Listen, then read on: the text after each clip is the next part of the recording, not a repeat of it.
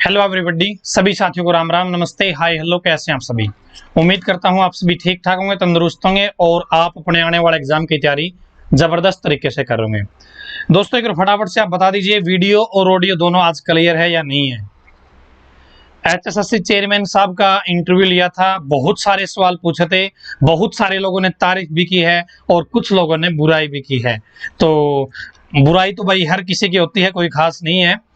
तो आज जो कल सवाल पूछे थे मैंने, तो आप उनका एक्सप्लेनेशन चाहते थे क्योंकि वीडियो कट कट के आ रही थी। वो मेरी कोई प्रॉब्लम नहीं थी, वो इंटरनेट का इशू था। देखिए, जहां पे एचएसएससी ऑफिस है, वहां एचएसएससी ऑफिस के अंदर बीएसएनएल का वाईफाई लगा हुआ है।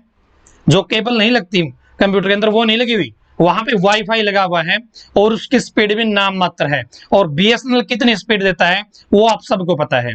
और एचएसएससी चेयरमैन साहब का जो इंटरव्यू लिया था हमने, वो एक कैबिन के अंदर लिया था। उस कैबिन में मोबाइलों का जो इंटरनेट है वो भी आपका काम नहीं करता है, बिल्कुल। वो भी 2G नहीं बल्कि 1G हो जाता है, इसलिए वहां पे ये प्रॉब्लम आई थी। फिर भी मेरे हिसाब से वीडियो में आवाज लगभग आप सभी को समझ में आई थी प्रॉपर। ठीक है, तो आज हम यही करने वाले हैं। आपके जो भी सवाल होंगे जो मैंने पूछे थे वो मैंने लिख लिए हैं सारे A to Z पॉइंट, और सर ने क्या जवाब दिया था, क्योंकि मैं तो भाई उनके पास ही था तो मुझे पता है। और चीजें क्या बताई, क्योंकि मैंने कम से कम भी आधा घंटा एक्स्ट्रा इंटरव्यू के बाद भी वहां पे मैं बैठा था। सर ने मेरे को चीजें बताई थी, और सर का जो नेचर है वो यार मतलब काबिल तारीफ है। शब्दों में मैं उस चीज को बयान नहीं कर सकता। बहुत अच्छा नेचर है। यदि कभी मतलब आपको प्रॉब्लम ना आए, यदि आपको कभी प्रॉब्लम आ गई, आप वहां पे जाओगे तो आपको भी चेयरमैन साहब मिलते हैं। इतने मतलब अच्छे नेचर के हैं, पॉजिटिव इंसान है। तो भाई सबसे पहला मेरा जो सवाल था कि एचएसएससी में अब नए चेयरमैन के पद के रूप में इन्होंने जो है ज्वाइनिंग की है, तो अब युवाओं को क्या और सुधार देखने को मिलेंगे। तो उन्होंने बताया कि एचएसएससी पर और मुझ पर यानी कि चेयरमैन पर और सरकार पर पूरा भरोसा करे हर युवा। योग्यता के आधार पर और उसकी मेहनत के आधार पर युवाओं को नौकरी दी जाएगी। कोई भी हैंकी सैंकी नहीं चलेगा और कोई भी इफ बट नहीं चलेगा। जो बच्चा मेहनती होगा उसको नौकरी देंगे, बच्चे विश्वास कर सकते हैं। उसके बाद में मैंने ईडब्ल्यूएस में हाइट में छूट है या नहीं है, अपने हिसाब से उस सवाल को रखा था प्रॉपरली जो प्रॉब्लम थी। तो बताया कि हमने जब फॉर्म निकाले तो तब तक डाउट में थी चीज कि ईडब्ल्यूएस को हमें हाइट में छूट देनी है या नहीं देनी है। लेकिन हमने सीएस हरियाणा के पास उसी टाइम, और रिक्रूटमेंट बोर्ड के जो पुलिस डिपार्टमेंट है उसके पास उसी टाइम नोटिस भेज दिया था, उनसे कंफर्मेशन मांग ली थी। वो कंफर्मेशन हमें लेट मिली और फिर जिस दिन मिली हमने उसी दिन को अलाउ कर दिया। और ईडब्ल्यूएस को हाइट में और जो एज है उसमें दोनों में छूट है, जो रिलैक्सेशन है वो उसको मिलेगी। किसी बच्चे ने यदि नहीं भर रखा, उसने ईडब्ल्यूएस कर दिया, कैटेगरी ईडब्ल्यूएस सेलेक्ट कर ली, लेकिन उसने सारी चीजें ज्यादा डाल दी, तो उसको कोई दिक्कत नहीं है। वो यदि क्वालिफाई होता है तो वो ईडब्ल्यूएस में भी ओके है, कोई दिक्कत नहीं आएगी। उसके बाद दोस्तों, जैसा कि आपको पता है कि टोल फ्री नंबर एचएसएससी ने जो दिए हैं उनके ऊपर कॉल नहीं लगती है। ये खुद मेरी भी प्रॉब्लम थी, मैं भी जैसे बच्चे प्रॉब्लम बताते हैं तो मैं कॉल करता हूं बार बार और उनसे बात नहीं हो पाती, आपको पता ही है। तो मैंने ये चीज भी वहां पे डाली है कि सर टोल फ्री नंबर में बात नहीं होती, हजारों बार ट्राई करते हैं, क्या पता तब जाके नंबर लगता है, तो यहाँ पे कमी है। तो उन्होंने बताया कि आपने ये चीज मेरे संज्ञान में लाए हो आप, और इस चीज पर हम काम करेंगे। क्योंकि कई बार क्या हो जाता है भाई, ज्यादा कॉल आती है और हैंग वैंग की प्रॉब्लम हो जाती है, तो हम क्या करेंगे, 5-4 और जो ये सिस्टम होते हैं हमारे उनको और रख देंगे और ज्यादा कॉल अटेंड होने लग जाएगी, और इस प्रॉब्लम को हम दूर करने की कोशिश हम जल्दी से जल्दी अब कर देंगे। क्योंकि मुझे पहले इसकी चीज की किसी ने प्रॉब्लम लिखी ही नहीं थी। ठीक है, उसके बाद में एग्जाम डेट क्लास का इश्यू मैंने बताया था कि भाई ईपीएफओ का भी एग्जाम है और पुलिस का एसआई का भी एग्जाम है, तो बच्चे कंफ्यूजन में है कि वो तैयारी किसकी करे, दोनों ही भर्तियां बहुत महत्वपूर्ण है। तो उन्होंने बताया कि हर एजेंसी, हर रिक्रूटमेंट बोर्ड अपना अपना एग्जाम कैलेंडर जारी करता है और अभी सभी एजेंसीज ने, सभी बोर्ड ने अपने एग्जाम कैलेंडर जारी किए हैं। ठीक है, तो यहाँ पे अभी बहुत सारी भर्तियों के एग्जाम है, तो कहीं ना कहीं क्लैश होने की जो सिचुएशन है वो आ सकती है, बढ़ सकती है। लेकिन एचएसएससी ने या हमने, चेयरमैन साहब ने बताया कि हमने जो अपना शेड्यूल है वो हमने 1.5 महीने पहले ही जारी कर दिया था और हम इसको अब बदलने के मूड में बिल्कुल भी नहीं है और ना के बराबर चांस है। ठीक है, कोई चांस नहीं है, मतलब ऐसा उन्होंने बताया है फिलहाल। और हमने 1.5 महीने पहले जारी कर दिया था, हमने तो फिजिकल तक 3 महीने का शेड्यूल जारी कर दिया है। और यदि हम चेंज कर भी देते हैं शेड्यूल को, भाई बच्चों को प्रॉब्लम है, तो कहीं ना कहीं किसी ना किसी चीज के साथ फिर क्लैश होगी, क्योंकि अब एग्जाम बहुत सारी नौकरियों के है। ठीक है, आज वीडियो आपको सही दिख रही है क्या? एक बार कमेंट करना और मैं आपके कमेंट लूंगा, जो मेरी एक्स्ट्रा बात हुई है। फिर मैंने पूछा कि पुलिस की भर्ती कब पूरी हो जाएगी, तो उन्होंने बताया कि एग्जाम डेट से 2 महीने के अंदर पुलिस की भर्ती को कंप्लीट कर दिया जाएगा, यानी कि 2 महीने में आपको नौकरी दे दी जाएगी। ठीक है ना।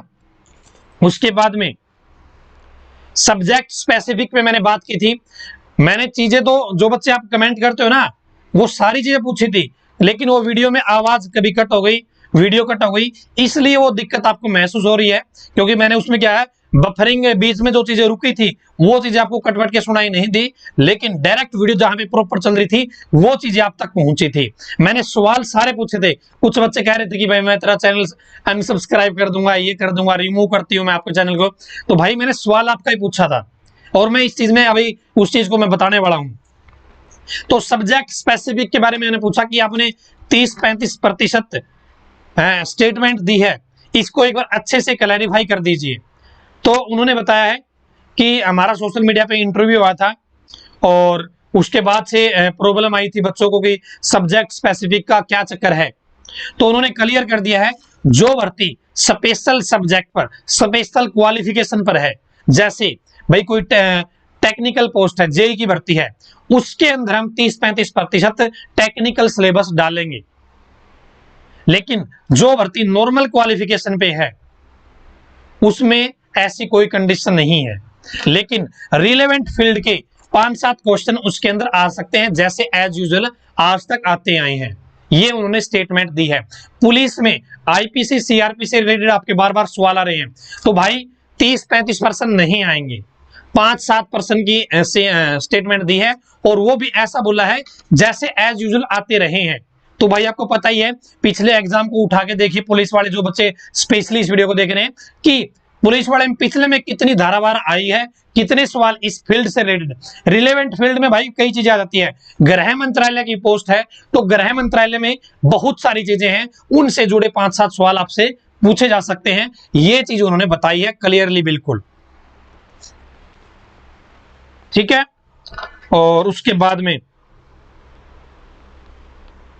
जो नॉर्मल क्वालिफिकेशन की है बात करें हम, वो हमने जो एग्जाम का नोटिस है उसमें अलग अलग बता रखी है।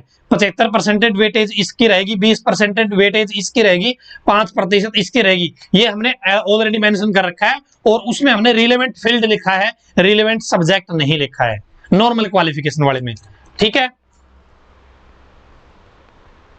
फिर मैंने सवाल किया था कट ऑफ, जो कट ऑफ होती है आपको पता है हर स्टेप पे नहीं बताई जाती है।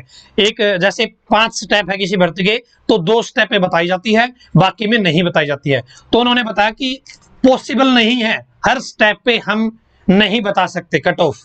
उसका रीजन उन्होंने बताया, यदि हम कट ऑफ हर स्टेप पे बता देंगे तो बच्चे अपना रिजल्ट ऑटोमेटिकली खुद ही डिसाइड कर लेंगे, यानी कि इनडायरेक्टली फाइनल रिजल्ट ही बाहर आ जाएगा, वो लीक हो जाएगा। इसलिए हम कट ऑफ हर स्टेप पे नहीं बताते हैं। ठीक है जी। उसके बाद में है, और हम टेक्नोलॉजी का यूज बहुत ज्यादा बढ़ा रहे हैं और इसके बेस पर हम क्या करेंगे, जिस दिन रिजल्ट आएगा, फाइनल रिजल्ट आएगा, उस दिन हम बच्चे का जो डिटेल रिजल्ट है वो भी जारी करेंगे। सिलेक्शन वालों के तो नाम तो है ही है, हम डिटेल रिजल्ट भी जारी करेंगे। उसी दिन हम फाइनल आंसर की भी दिखाएंगे कि भाई इस आंसर की के हिसाब पे आपका जो रिजल्ट है वो निकाला गया है, ठीक है ना। फिर मैंने सवाल किया कि अभी कौन कौन सी भर्ती पेंडिंग है, और ये एग्जाम, ये जो सवाल पूछा मैंने किसी एक भर्ती से रिलेट नहीं करता, ये हर भर्ती से रिलेट करता। कुछ बच्चे बोलते हैं कि यार स्पेशली मेरी भर्ती का नाम नहीं लिया, तो यार ये हर भर्ती से जुड़ा हुआ है कि अभी हाल ही में कौन कौन सी भर्तियां पेंडिंग है और आपके नेतृत्व में कौन कौन सी भर्तियां आप पूरी होने जा रही है। तो उन्होंने बताया कि हम 25,000 भर्तियां दिसंबर तक कंप्लीट कर लेंगे और मार्च तक 25,000 पदों पे हम ज्वाइनिंग दे देंगे। लेकिन उन्होंने जो पेंडिंग और भर्तियां हैं, किसी स्पेशल भर्ती का नाम नहीं लिया है। उन्होंने कोशिश की है एक पॉजिटिव मैसेज आप तक पहुंचाने की, ठीक है। और उन्हें बताया कि हम हर रोज 2-3 शिफ्ट में एग्जाम ले रहे हैं। जो कम पोस्ट वाली भर्तियां थी हम उनको अगस्त में ही कंप्लीट कर देंगे, और बाकी भर्तियां भी हमने आपको जैसा शेड्यूल जारी कर रखा है उसके हिसाब से एग्जाम कंडक्ट कराते रहेंगे। कुछ भर्तियों के शेड्यूल हमने जारी नहीं कर रखे, उनके हम शेड्यूल को बीच में कोई डेट रहती है खाली, हम उसमें डाल सकते हैं। और उन्होंने एक बात और बताई है, पीजीटी टीजीटी की जो भर्ती आपकी निकली हुई है उन भर्तियों को रीओपन किया जा सकता है, क्योंकि एचटेट सीटेट पास युवाओं ने सरकार के पास रिक्वेस्ट डाली है, बार बार अपनी आवाज हम तक पहुंचाने की कोशिश की है, और हम उनको एक मौका और देना चाहते हैं इस बारे में। जो फ्रेश बच्चे जिनका अब एचटेट सीटेट पास हुआ है, तो उनके लिए उन्होंने क्या किया है, रीओपन करने का फैसला लिया है पीजीटी और टीजीटी की वैकेंसी को, ठीक है। उसके बाद में मैंने आईटीआई इंस्ट्रक्टर की भर्ती के बारे में सवाल किया कि कुछ कैटेगरी का डीवी हो चुका है, कुछ का अभी तक पेंडिंग है, और कुछ का एग्जाम हो चुका है, कुछ का एग्जाम अभी पेंडिंग है। उस भर्ती के बारे में आपकी क्या राय है, पुरानी भर्ती है ये। तो उन्होंने बताया कि इस भर्ती पर कोर्ट में स्टे है, बिल्कुल पूरे प्रोसेस पर स्टे है, हम इस भर्ती का एक स्टेप भी आगे नहीं बढ़ा सकते। कुछ स्टे ऐसे होते हैं कि फाइनल रिजल्ट पे स्टे होता है, कुछ ऐसी होती है भाई एक स्पेशल प्रोसेस पे स्टे होता है। तो इन्होंने पूरे प्रोसेस पे ही स्टे लगा रखा है कोर्ट ने, हाई कोर्ट ने।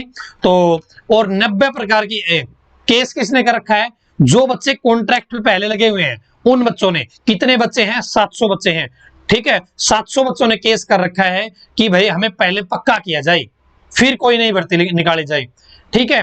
और चेयरमैन साहब ने तो अपनी एक राय भी, क्योंकि चेयरमैन साहब में जैसे उन्होंने बात की है तो वो पॉजिटिव इंसान है और वो भर्ती को पूरा करना चाहते हैं, और खासकर इस भर्ती में पर्सनल इंटरेस्ट है उनका। उन्होंने क्या बताया कि हमने तो जैसे 3,000 पोस्टों पे भर्ती है, 3,000 या 3200, तो 700 बच्चों ने केस कर रखा है। हम तो ये तक भी कह दिया कोर्ट में कि हम 700 सीट को रिजर्व कर देते हैं जिन्होंने केस कर रखा है, बाकी की जो 2300-2,500 पद हैं हम उनके पदों को भर देते हैं, हमें इतनी परमिशन दे दीजिए। लेकिन भाई अब कोर्ट के जो आदेश आएंगे उनके ऊपर काम किया जाएगा, और इस भर्ती की जो सुनवाई है वो आपकी 13-14 अगस्त में, अभी अगस्त के महीने में, ठीक है ना। और उसके बाद में क्या है भाई,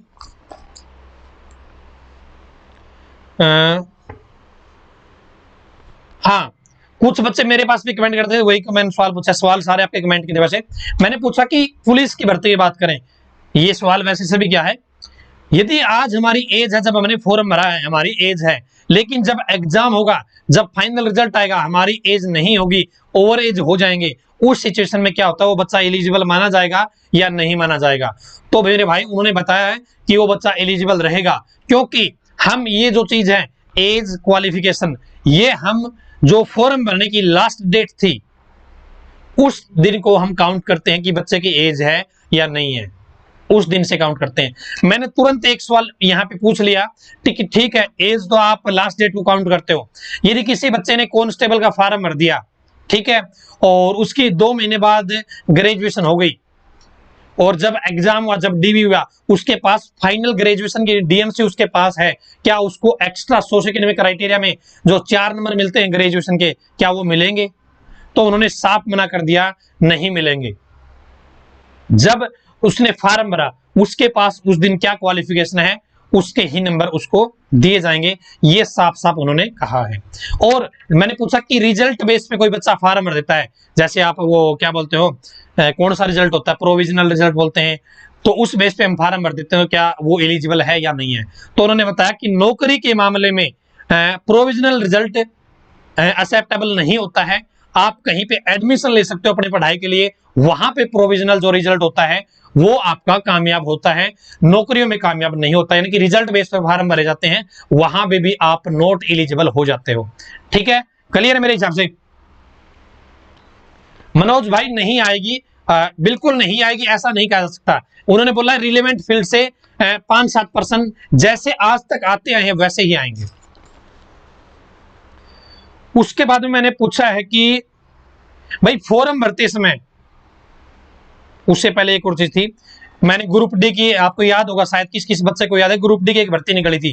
पहले वो 250 पद में निकली थी, फिर उसको 900 पद में तब्दील कर दिया गया और वो भर्ती फिर कैंसिल कर दी गई। उस भर्ती का आज तक अता पता नहीं है। मैंने इस सवाल करना चाहा था, लेकिन उन्होंने बताया कि ये मेरी नॉलेज में नहीं है भर्ती, और यदि मेरी नॉलेज में आती है तो मैं इसके ऊपर जरूर अपना जो एक्शन है वो लूंगा। ठीक है, किस किस को याद है 950 पदों पर ग्रुप डी के पदों की भर्ती निकली थी, लेकिन सरकार ने उसको कैंसिल कर दिया था फार्म भरवा के। ठीक है, वो किस किस को पता है, बता दीजिएगा। मैंने फिर पूछा कि जो सीईटी और फैमिली आईडी है, सीईटी का फॉर्म फैमिली आईडी पे बेस पे भरा जाता है। फैमिली आईडी में 2 बार एडिट कर सकते हैं, कोई बदलाव कर सकते हैं। फैमिली आईडी में बहुत सारी गलतियां हैं, उसकी वजह से सीईटी फॉर्म में भी गलतियां हो रही है। तो इस सिचुएशन में बच्चा क्या करे, ये लाखों बच्चों की प्रॉब्लम है। उन्होंने बताया कि हम जैसे ही लास्ट डेट होगी, जैसे 31 अगस्त लास्ट डेट फॉर्म भरने की, हम 7 दिन का एक्स्ट्रा टाइम देंगे बच्चे को अपडेट करने का, डिलीट करने का, एडिट करने का फॉर्म को। तो ये उन्होंने जवाब दिया इस सवाल के जवाब में। फिर मैंने पूछा फॉर्म भरते समय किसी बच्चे की क्लैरिकल मिस्टेक हो जाती है, भाई नाम है जैसे राजेश, तो मैंने लास्ट में एच नहीं लगाया, या मेरी डेट ऑफ बर्थ 15/3/2000 है, मैंने 16/3/2000 लिख दी फॉर्म में।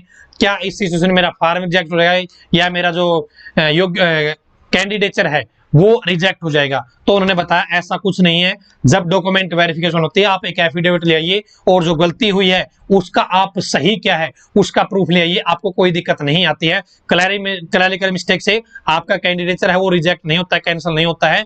आपको डरने की जरूरत नहीं है, आप बिल्कुल नॉर्मल तरीके से आप आगे बढ़ोगे, आप नौकरी भी लग सकते हो। ठीक है, कुछ बच्चे कमेंट करते ना मेरी एज गलत भरी गई, मेरी भाई नाम गलत भरा गया, मेरे परसेंटेज गलत भरे गए, मेरे मार्क्स गलत भरे गए। तो इन चीजों में कोई दिक्कत नहीं आती, मैं पहले से भी ऐसी बातें आपको मैंने बताई है रेगुलरली। फिर मैंने एएलएम के एग्जाम के बारे में बात की कि एएलएम का एग्जाम जो कैंसिल हुआ था किन्हीं कारणवश से, एक एग्जाम तो हो गया था, एक एग्जाम अभी पेंडिंग है कैटेगरी का, और इस एग्जाम को कब कराया जाएगा? और बच्चों की रिक्वेस्ट ये आ रही है कि इस एग्जाम को ऑफलाइन तरीके से कराया जाए। मैंने ये सवाल पूछा है, तो उन्होंने बताया है कि यदि किसी दिन शेड्यूल में हमें लगता है कि भाई जैसे हमने इस शनिवार को, इस संडे को एग्जाम नहीं रखा है, इस 31 दिसंबर तक हम उन भर्तियों में कोशिश करेंगे जो भर्तियां कैंसिल हुई थी या एग्जाम कैंसिल हुए थे उन एग्जाम को कंडक्ट करा ले, और उसी के अंदर ये एएलएम का एग्जाम भी है। और भी जो एग्जाम कैंसिल होते वो भी सर के जो चेयरमैन साहब हैं उनके माइंड में है, और उनको पहले प्रेफर किया जाएगा एग्जाम शेड्यूल में डालने के लिए। क्लियर है भाई?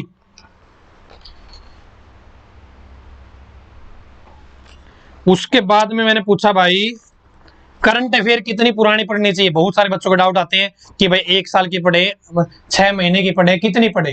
तो उन्होंने बताया कि देखिए करंट अफेयर, जीके और इतिहास, ये तीनों एक ही चीज है। आज की करंट अफेयर कल जीके हो जाएगी और 2 महीने बाद वो इतिहास बन जाएगी, इसलिए इस चीज पे की कोई लिमिटेशन नहीं है।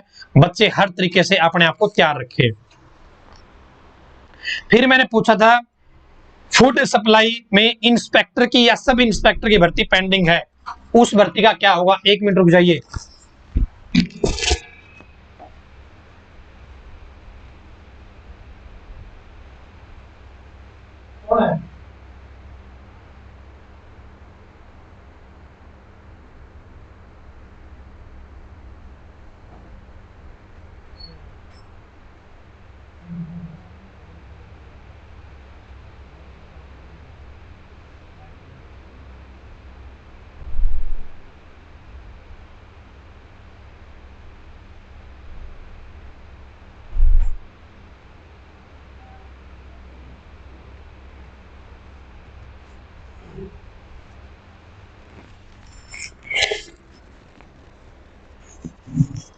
सॉरी भाई।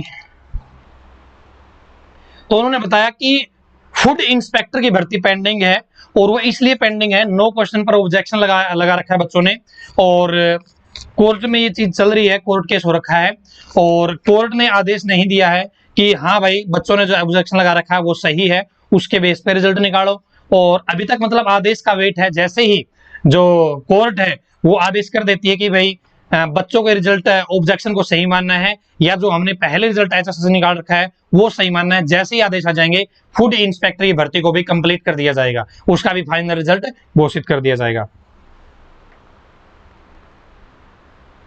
और इसकी सुनवाई अक्टूबर में है, और एचएसएससी ने रिक्वेस्ट डाल रखी है कोर्ट में कि इसकी जो सुनवाई है वो जल्दी हो जाए, ताकि इस भर्ती को जल्दी से जल्दी सिरे चढ़ाया जाए।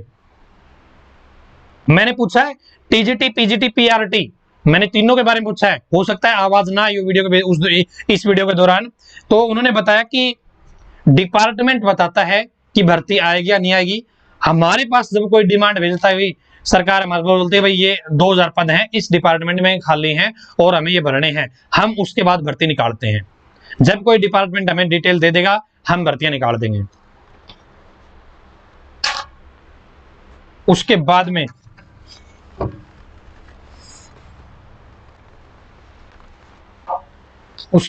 पूछा है मैंने भाई, अभी कितने पदों पर आपके पास डिमांड आई हुई है, अभी कितने पदों पर डिमांड आई हुई है। तो उन्होंने बताया 22,000 पदों पर, 25,000 पद तो ये भर्तियां हो जाएंगी दिसंबर तक और मार्च तक ज्वाइनिंग दे दी जाएगी। उसके बाद 22,000 पदों की डिमांड आई हुई है अलग अलग डिपार्टमेंट से, ग्रुप सी और ग्रुप डी की, लेकिन वो हमने इसलिए होल्ड कर रखी है अभी तक। यदि हम पहले ही नोटिफिकेशन निकाल देंगे तो हमें पुराने रूल पे भर्ती करनी पड़ेगी, और यदि हम सीईटी में करना चाहते हैं तो उसके लिए हमें वेट करना पड़ रहा है। ऊपर से आदेश आने बाकी है सरकार से कि भाई जो 22,000 पदों की डिमांड आई हुई है उसको सीईटी के अंतर्गत करना है या फिर हमें पुराने पैटर्न पे करना है, इसलिए वो 22,000 पदों पे भर्तियां पेंडिंग है या नोटिफिकेशन आना बाकी है। और दोस्तों यहाँ पे बहुत अच्छी बात है कि बहुत जल्द इसका डिसीजन लिया जाएगा और आपके लिए 22,000 पदों पर, अलग अलग पदों पर आपकी भर्तियां निकलने वाली है। और मैंने पूछा कि अलग अलग बताना चाहे तो उन्होंने बताया कि अलग अलग नहीं बताया जा सकता, 22,000 पद अलग अलग भर्तियों में डिपार्टमेंट से आई हुई है।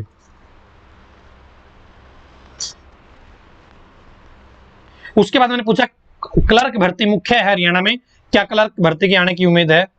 तो उन्होंने बताया जो 22,000 पद आए हुए हैं इनमें डिपार्टमेंटों ने नहीं डिमांड मतलब डिमांड कर रखी, यानी कि क्लर्क भर्ती की अभी कोई भी डिमांड एचएसएससी के पास नहीं आई है। कोई डिमांड आएगी तो वो भर्ती करेंगे। और उन्होंने बताया कि भाई देखो डिपार्टमेंटों में वैकेंसी खाली पड़ी है और हम उनको कोशिश भी कर रहे हैं, डिपार्टमेंट भी कोशिश कर रहा है, सरकार भी कोशिश कर रही है। और मैं ही नहीं कहता कि भाई आज मेरे पास डिमांड नहीं आई है तो हो सकता है भाई 2 महीने बाद, 6 महीने बाद भर्तियां तो आने ही आनी है। मैंने इसी के अंदर ग्रुप डी के बारे में पूछा था। और फिर मैंने पूछा था एक बच्चा ग्रुप डी में लग गया 9 जॉब के नंबर लेके, तो क्या अब उसने नौकरी छोड़ दी, तुरंत नौकरी छोड़ दी, क्या उसको अब नंबर मिलेंगे दोबारा अगली भर्ती में, या उसके परिवार को किसी साथी को, उसके भाई को, उसके सिस्टर को कोई नंबर मिलेंगे या नहीं मिलेंगे। तो उन्होंने बताया नहीं, एक बार यदि कोई बच्चा परिवार से नौकरी लग जाता है, हमने उसको नंबर दे दिए, हमने उसका सिलेक्शन कर दिया उस बेस पे, अब हम उस बच्चे को दोबारा 9 जॉब वाले नंबर नहीं देंगे, ना ही उसके परिवार वालों को देंगे। फिर मैंने पूछा विमुक्त जाति जिसके 5 नंबर मिलते हैं उसकी फाइनल कंडीशन क्या है, क्योंकि जब वहां पे स्टेटमेंट लिखे होते वहां पे लिखा था कि एससी और बीसी में की कैटेगरी नहीं होनी चाहिए। तो उन्होंने बताया कोई भी ऐसी विमुक्त जाति, क्योंकि विमुक्त जाति पहले भी होती थी और वो एससी बीसी में नहीं थी, कोई भी ऐसी विमुक्त जाति जो आज भी एससी बीसी के अंतर्गत नहीं है उसको ही हम नंबर देने वाले हैं, 5 नंबर। ठीक है, यानी कि विमुक्त जाति जो पहले से विमुक्त जाति है, जो पहले एससी बीसी में नहीं आती थी, ठीक है, उनको ही हम नंबर देने वाले हैं। यानी कि जो विमुक्त जाति केवल विमुक्त जाति ही है या तपरीवास जाति ही है, केवल उसको नंबर मिलेंगे। जो विमुक्त जाति में भी है, वो एससी या बीसी में भी है, उसको नंबर नहीं मिलेंगे। फिर मैंने पूछा था सिलेबस के ऊपर, मैंने बताया था कि बच्चों की बार बार बच्चे डिमांड उठाते हैं जो सोशल मीडिया वाले हैं वो भी आपके पास रिक्वेस्ट डालने की अपील करते हैं या कोशिश करते हैं। तो आपने भी इस चीज को महसूस किया होगा। बच्चों की डिमांड है कि आप मैथ में कौन सा टॉपिक आएगा, हिंदी में कौन कौन से टॉपिक आएंगे, हरियाणा जीके में क्या क्या टॉपिक पूछे जाएंगे, इस चीज को बच्चे मांग रहे हैं। बच्चों की बार बार डिमांड उठी है, इसके ऊपर क्या विचार है? तो उन्होंने बताया हमने देखिए पैटर्न फिक्स कर दिया है कि हम हरियाणा जीके से 20% पूछेंगे, 25% पूछेंगे। हमने स्पेशल सब्जेक्ट को डिफाइन कर दिया, हम इससे ज्यादा डिफाइन नहीं कर सकते, हम एक एक टॉपिक नहीं बता सकते, इससे ज्यादा हम अंदर नहीं जा सकते। ठीक है, सिलेबस के बारे में इतना ही जवाब दिया उन्होंने। उसके बाद भाई किसी बच्चे का OMR पर रोल नंबर गलत हो जाता है, OMR पर रोल नंबर गलत भरा जाता है, चाहे वो आपने ऊपर नंबरिंग गलत डाल दी, डिजिट गलत डाल दी, या आपने जो गोले हैं वो गलत भर दिए, तो क्या होगा? तो चेयरमैन साहब ने बताया है कि उस बच्चे की OMR सीट है वो चेक होगी, क्योंकि हर OMR के ऊपर बार कोड होता है। उस बार कोड में उस बंदे का जो डिटेल है, रोल नंबर है, नाम है, वो सारी चीजें उसके अंदर होती है। वो बच्चे को नहीं दिखाई देती, लेकिन वो हमें दिखाई देती है।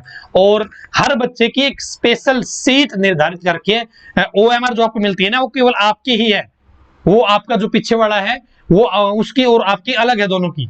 ठीक है ना, इसलिए तो आपकी चेक हो जाती है। लेकिन उन्होंने एक इंस्ट्रक्शन और दिया है कि जैसे आपका कोई क्वेश्चन गलत हो गया तो आप उसको स्क्रैच कर देते हैं, खुरच देते हैं, उस कंडीशन में आपका जो कैंडिडेचर है वो रिजेक्ट हो जाएगा, क्योंकि आपकी OMR सीट चेक ही नहीं होगी। जो स्कैनिंग वाली मशीन होती है वो स्कैन नहीं करती है। और मैंने आपको बताया था कि मैं आधा घंटा पीछे तक बैठा रहा था सर के, तो उन्होंने मेरे पास कम से कम भी 300 OMR दिखाई जिनके कैंडिडेचर रिजेक्ट हुए हैं। जो अभी एग्जाम हुए ना, ये 3-4 जो एग्जाम हुए थे 15/2019 के, उन्होंने मेरे को विद प्रूफ दिखाया। और इसमें ज्यादातर लड़कियां ज्यादा सम्मिलित है, क्योंकि नाखून बड़े बड़े होते हैं, वो खुरस देती है, इसलिए OMR चेक ही नहीं होती है। ठीक है, लेकिन यदि आपका नॉर्मल रोल नंबर गलत हो जाता है, नाम गलत हो जाता है, उससे कोई दिक्कत नहीं है। और मैंने फिर पूछा SI की फीस ईग्रास वेबसाइट पे सक्सेस दिखा रहा है हरियाणा पुलिस की, लेकिन HSSC की वेबसाइट पे पेंडिंग दिखा रहा है, तो इस सिचुएशन में आप क्या करना चाहते? उन्होंने बताया कि बैंक से कंफर्मेशन कई बार लेट होता है। अभी यदि कांस्टेबल की बात करें तो उनके पास अभी जैसे 3 दिन पहले 13,000 बच्चों की फीस वेरीफाई हुई है, कंफर्म हुई है। और जिस भी बच्चे की फीस एडमिट कार्ड की डेट तक वेरीफाई हो जाती है, उस बच्चे का एग्जाम 100% होगा, ये उन्होंने बताया है। और कांस्टेबल में भी क्या घटना इनके साथ घटी है कि हमने पूरा सिस्टम बढ़ा लिया था, जिले सेट कर दिए थे, लेकिन जैसे ही 3-4 दिन पहले 13,000 बच्चों की और फीस कंफर्म हुई, हमने एक जींद जिले को सेंटर और बनाया, उसमें लगभग 13,000 बच्चों के एग्जाम हम लेने जा रहे हैं। ठीक है,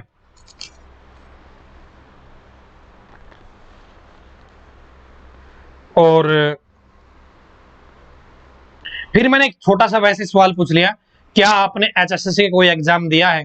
तो उन्होंने बताया HSSC का नहीं दिया, HPSC का उन्होंने नायब तहसीलदार का 1994 में एग्जाम दिया था, इंटरव्यू दिया था, सिलेक्ट भी हुए थे, लेकिन वो भर्ती कैंसिल कर दी गई थी। यानी कि जो ये भर्तियां कैंसिल होती है ना, ये प्रोसेस आज का नया नहीं है, ये चीजें पहले भी चलती आ रही है। ठीक है ना, तो उन्होंने एग्जाम दिया है और उसके बाद उन्होंने कोई एग्जाम नहीं दिया है। उसके बाद मैंने एक सवाल पूछा कि यदि ईडब्ल्यूएस वाला बच्चा है, ईडब्ल्यूएस में फार्म में रखा है, यदि उसके नंबर जनरल कैटेगरी से ज्यादा आता है और वो जनरल की हर कंडीशन को पूरा करता है, क्या वो जनरल में काउंट हो सकता है? यदि उसके नंबर ज्यादा आते हो तो फार्म उसने ईडब्ल्यूएस से भरा है। तो उन्होंने बताया कि आज की सिचुएशन में ऐसा नहीं है, ईडब्ल्यूएस वाला जनरल में नहीं जा सकता है।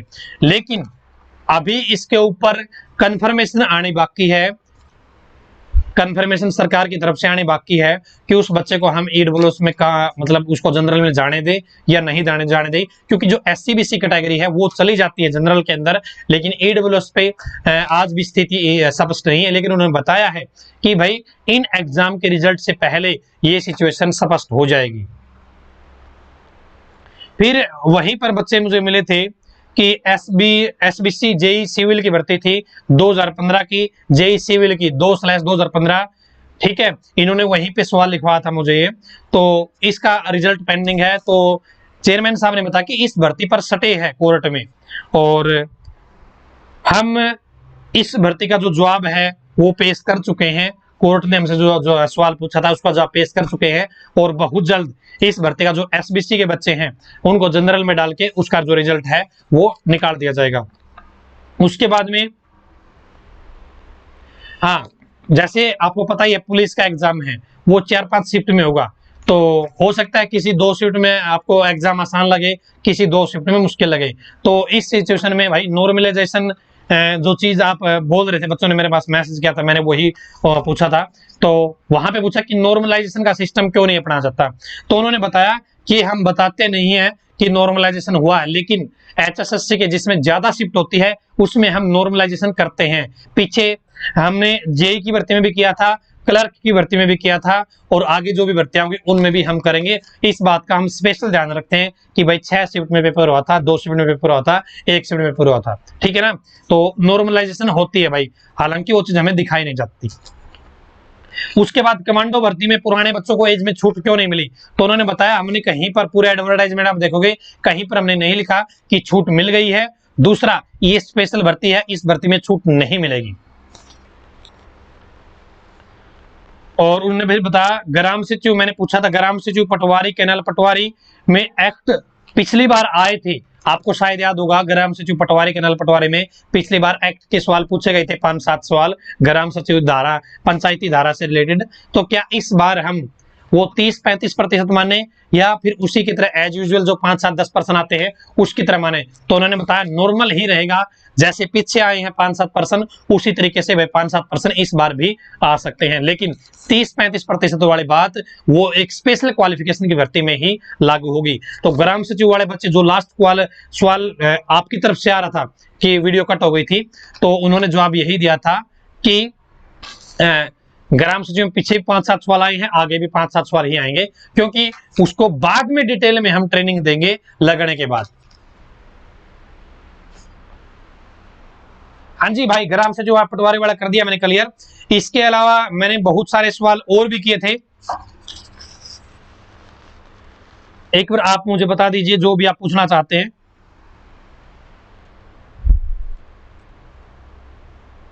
एक बार फटाफट से आप बता दीजिए।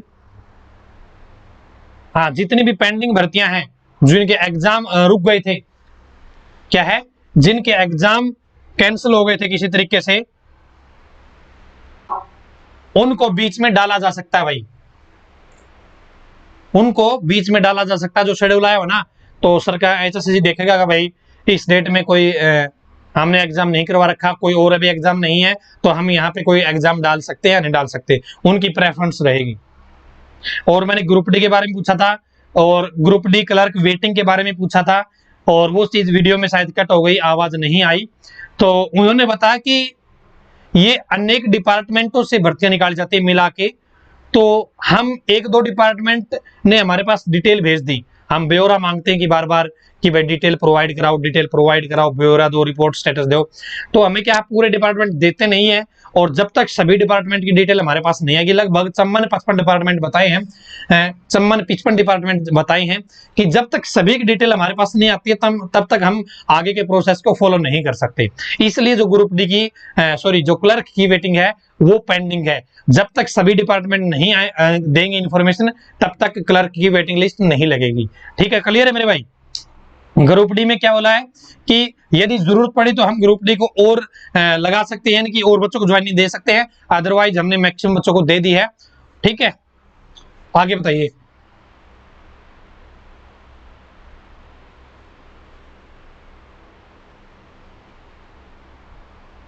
और भर्तियां रीओपन होगी भाई पीजीटी। और मैंने एसआई के बारे में पूछा था, जो कोऑपरेटिव सोसाइटी की एसआई की भर्ती है ना 12वीं बेस वाली, एडवर्टाइजमेंट 15/2019, उसके बारे में पूछा था कि हम एग्जाम इसका भी लेने वाले हैं, लेकिन इस चीज पे हम थोड़ा सा विचार कर रहे हैं, इसलिए इसका भी हमने एग्जाम नहीं कराया है।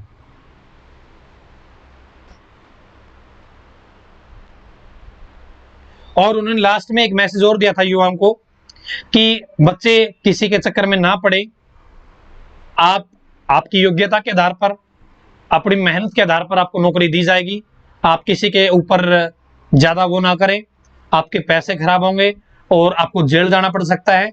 आप HSSC पर और सरकार पर पूरा भरोसा करें। यदि आप मेहनती हैं और यदि आप योग्यता रखते हैं तो आपको नौकरी जरूर दी जाएगी। मेरिट के आधार पे आपको नौकरी दी जा रही है रेगुलर, और आगे भी हम इसी तरीके से काम करते रहेंगे।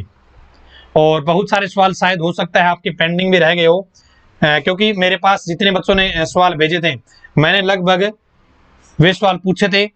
और भाई चेयरमैन साहब वास्तव में ग्रेट आदमी हैं, बहुत नरम दिल के हैं। और मैंने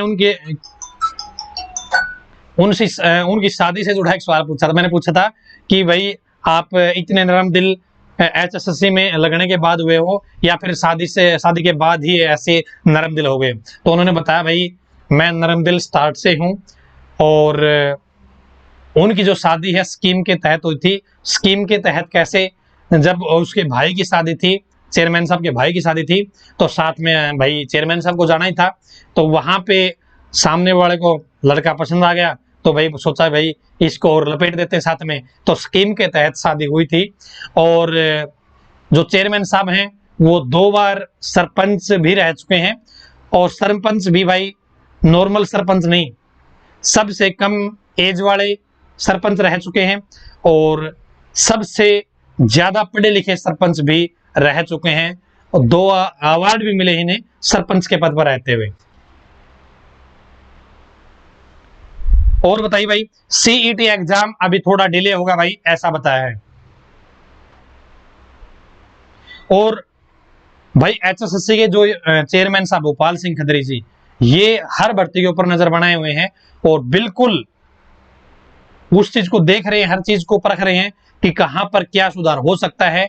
और वहां पे कंप्लेन बहुत सारी आती है भाई, और वहां पे सॉल्यूशन भी किया जाता है, वहां पे सुनवाई भी की जाती है। चेयरमैन साहब मिलते भी हैं, यदि आप जाओगे तो आपसे भी मिलेंगे। ये नहीं कि भाई मैं गया तो मुझसे मिले, मैं एक आम आदमी हूं, एक टाबर हूं तारा, मुझसे भी मिले थे भाई। और भाई आप OMR सीट पे स्क्रैच वगैरह ना करा करो, उससे आपका जो OMR है वो चेक नहीं होगी। यदि आपका एक क्वेश्चन गलत हो जाता है, आप सोचो यार ये तो क्वेश्चन गलत हो गया, मेरे को सही आता था, आप उसको खुर्च के दूसरा भर देते हो, इससे आपकी OMR सीट चेक नहीं होती है। उसमें यदि आप उसको स्क्रैच नहीं करते तो आपका 1 नंबर ही कटता। लेकिन यदि आपने वो स्क्रैच कर दी, अब आपके सारे के सारे नंबर कट गए, खत्म हो गए, आपकी OMR सीट आप मशीन चेक नहीं करेगी। ठीक है भाई, मेरे हिसाब से सारी चीज आपकी क्लियर हो गई होगी। फिर भी आपके कुछ और कमेंट आ रहे हैं, बता दीजिए एक बार।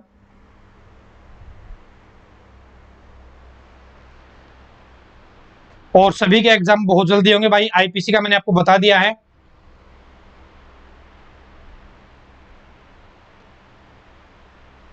दुर्गा शक्ति का एग्जाम अलग होगा भाई, जो फीमेल कांस्टेबल का एग्जाम है ना उसे अलग होगा।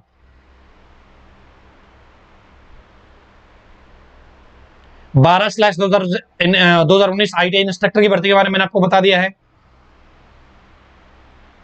जो नॉर्मल मिस्टेक हो जाती है आपके फार्म में वो मैंने आपको बता दिया है।